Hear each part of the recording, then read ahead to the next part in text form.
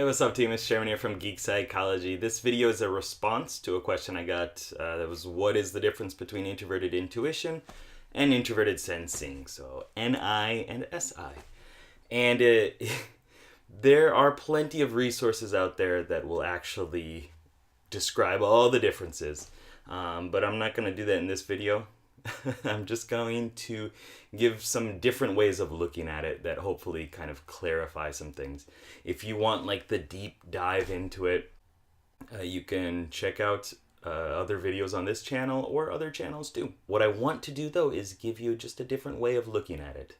And the preferred way that I use is this kind of RPG model, these metaphors based on RPG classes. Basically, both of these are introverted perceiving functions. So we should talk about what that is. Introversion is a focus of your mental energy inward onto your own personal, subjective experiences, as opposed to the outer, extroverted side of things, the outer, objective world that we can all experience at the same time.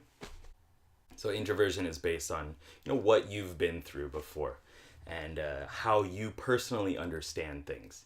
And then the perceiving functions are the sensing or intuition functions. I call them scouts. They're the ones that are out there trying to just observe and take in the information.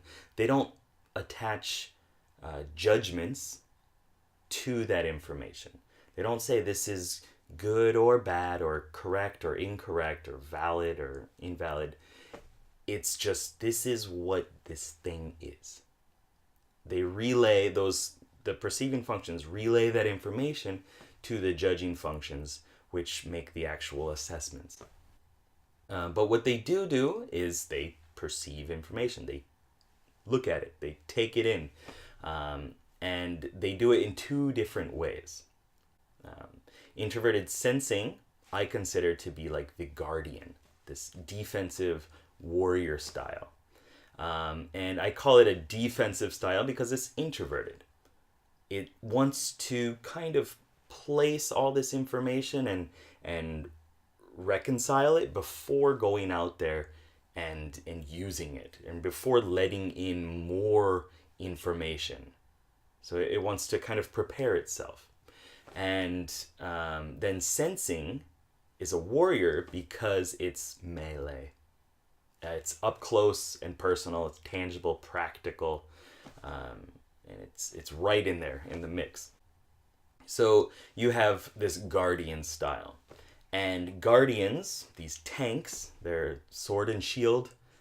They're meticulous. They practice before going into a situation. If they're in a raid instance or anything like that, they're going to look up, how do I defeat this boss? What's the best approach to this situation?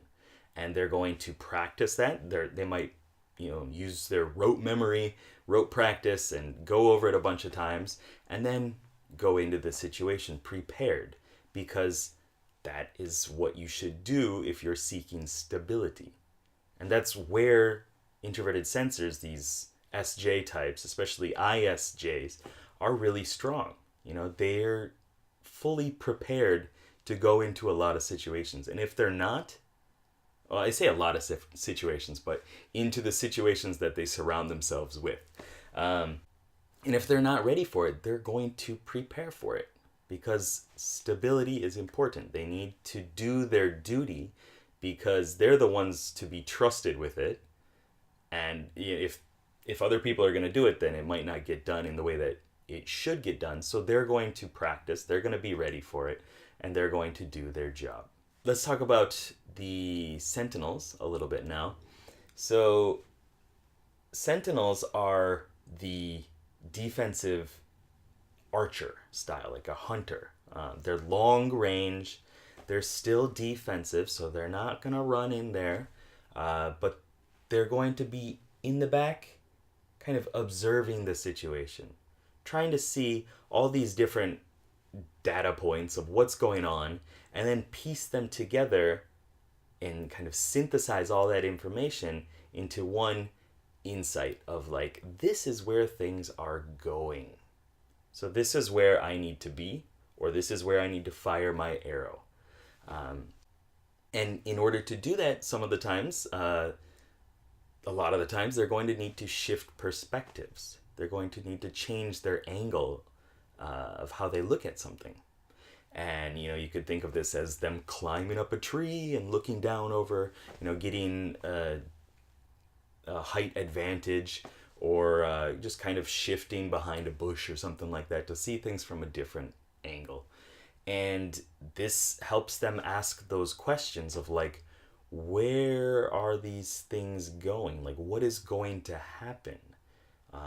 And what will this foresight tell me? And how can I transform myself in order to embrace that? One other thing I would like to talk about here is that the problems that come out for each of them. The Guardian style, the SI, introverted sensing, is going to have trouble with range.